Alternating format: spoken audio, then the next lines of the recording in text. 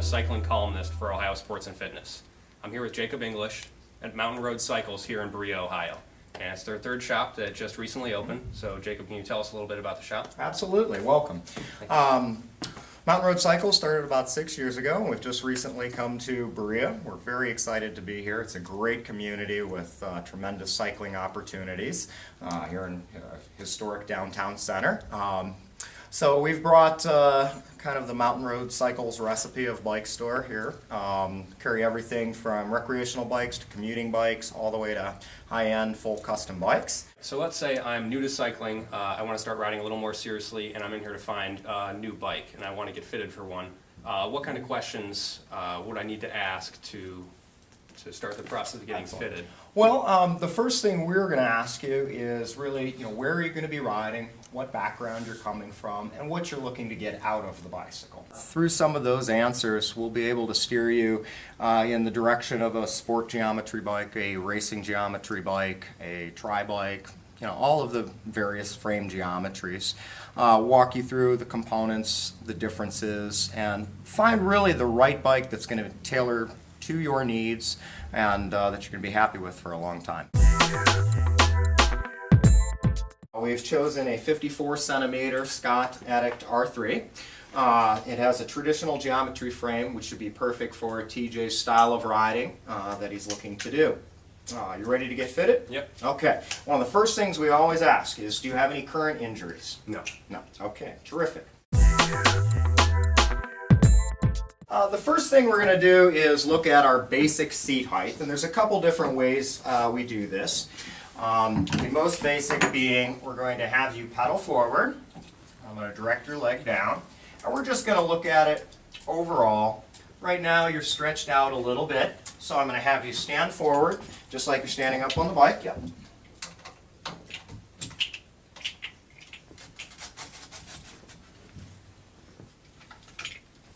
Go ahead and sit back down. And what we're looking for, with our heel fairly flat as I pull his heel down, we're looking for a slight bend in the knee. Right now that's pretty good. Go ahead and give us a pedal for a moment. Okay, very good. Now we're going to break it down a little bit more refined. We're going to use a G meter to basically, we want to get between 27 and 37 degrees.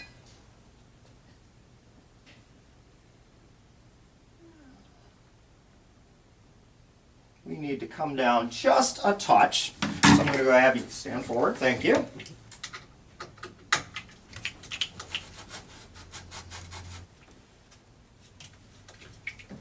And sit back down. Give us a pedal for a moment. Very good. Our next step is really going to be checking that within our hip flexors and how we are. So I'm going to have you unclip this foot, and I'm going to direct your heel onto the pedal, and I'm going to compensate for any height difference in the shoe. I'm going to back pedal you so that the crank is basically parallel with the seat tube. And from here I want you to go ahead and lock your knee and try and unlock it for me. Lock and unlock. Very good. You can go ahead and clip back in.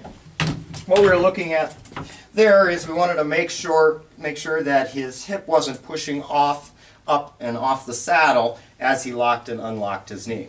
So there's kind of 3 variations and 3 steps within the seat height in order to get that. Go ahead and pedal for a moment. How does that feel in comparison to what you've been riding over the years? It feels a lot better, and now I think I can tell that I've kind of been overextending my leg on my current bike setup. That's a fairly common problem. A fair amount of people tend to have their seat just a little bit too high, which can lead to your hips rocking on the seat and can cause some lower back issues.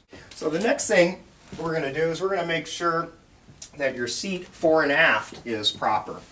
Go ahead and put your hands on the bar for me, and I'm going to back pedal you here so that our crank is parallel and our foot is parallel.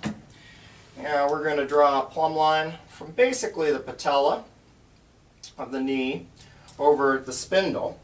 And right now, you're a little bit forward over the pedal, so we're going to want to slide the seat back just a touch. And again, I'm going to have you stand up just a moment. Okay, go ahead and sit back down, make yourself comfortable, and let's do this again. So I'll back pedal you, even out that for just a touch. There we go.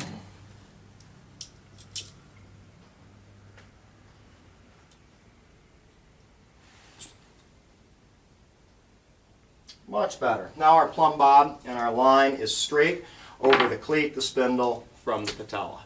Okay, so we have already pretty much got our seat height, our seat fore and aft, all set and ready to go. So now we really want to look at one of the most important parts, which is the cockpit of the bike. That is the top tube and your reach within the handlebar and stem. The first thing we always talk about here is posturing. So most people, they get on a road bike and they tend to reach, and it can cause some stress in the neck, stress in the shoulder area, so we want to kind of alleviate that. Go ahead and slide forward on the lever hoods just a little bit. Right now your back is pretty straight and we want a fairly nice straight back, but what I'm seeing is your arms are a little bit tense, kind of in a locked position. We want to try and relax these a little bit so we have a little bit of natural shock absorption within our elbows. That'll kind of free up your neck back here. It'll keep your shoulders from getting rolled up in, which when you're looking down the road will be a lot nicer on your neck. It's very common to have to change out stems, and I have a feeling the stem is going to be a little bit long. Go ahead and slide your fingers all the way down there, which is your most common riding position. And here we're looking for basically 90 degrees from your arm to your torso, and we are a bit long there. So that's going to be about a 110 millimeter stem. We're going to want to bring it back just about 10 millimeters, which may not seem like a lot, but over 50 miles that can make a huge difference. Okay, so what we've done here is we've brought you back about 10 millimeters, which has brought our shoulders and our arms back to about a 90 degree. How does that feel to you? It feels a lot better. It's a lot more comfortable, and I don't feel like my shoulders are pulled too far forwards. Excellent. Go ahead and give the bike just a pedal for a few minutes. And we're just looking kind of at the overall positioning. Looking at your torso to make sure it's in a pretty comfortable position. That looks great. Looks like a great fit. Great. So that's the basic overview of a fit on a road bike. There are really a number of different levels of fitting. Every bike we sell is going to be fitted with all of these points, and it takes about 45 minutes to really go through the whole process at least. And then there are some other more extensive things we can do fit-wise. So much so as handlebar width, reach on the handlebars, cleat position, the lever reach. There's a number of other things we can get into, but what you've got here is a great fitting bike that you could ride out the door right now and be very comfortable on.